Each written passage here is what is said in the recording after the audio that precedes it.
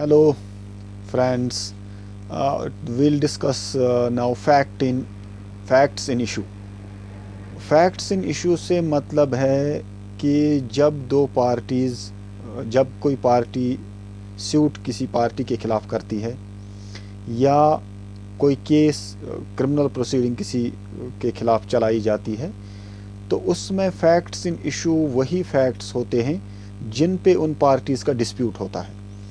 अगर कोई एग्ज़ाम्पल हम ले लें कि एक पार्टी ने सूट फाइल किया कि उसे अपने स्पाउस ने डेजर्ट किया है, यानी डेजर्शन का मामला है ये, तो सबसे पहला फैक्ट इसमें प्रिलिमिनरी फैक्ट जो है मैरिज का है।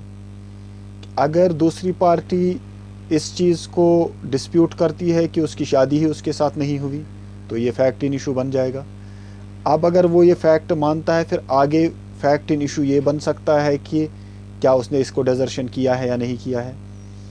इसी तरह एक मर्डर के केस में फैक्ट्स इन इशू है कि इसको किस चीज़ से मारा है, किस इंटेंशन से मारा है, कितनी सख्ती से मारा है और क्या इरादा था, क्या इंटेंशन था।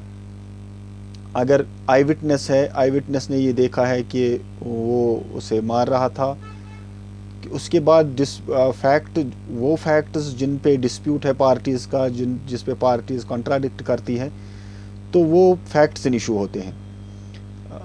फैक्ट्स जैसे हम एग्जांपल दे सकते हैं कि ए जो है, ए पे अगर एक्यूजिशन है that he has defamed B through label, तो द पॉसिबल फैक्ट जो है इशू में जो हो सकते हैं कि ए कॉज डैमेज टू बीज reputation, B's business suffered losses due to A's defamation.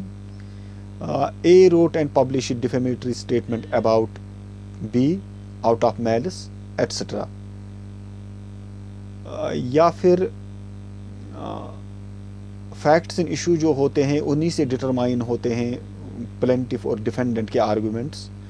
Parties को प्रूव करना पड़ता है कि फैक्ट्स इन इशू जो है वो उनकी तरफ उनका झुकाव है, ताकि कोर्ट का डिसीजन उनके फेवर में आ जाए।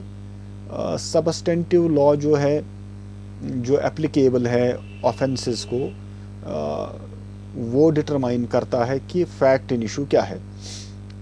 क्रिमिनल केसेस में फैक्ट इन इशू जो है वो डिपेंडेंट होता है कि चार्ज शीट का कंटेंट क्या है, कौन कौन से चार्जेस लगाए गए हैं। जबकि सिविल केसेस में जो इश्यूज फ्रेम किए जाते हैं,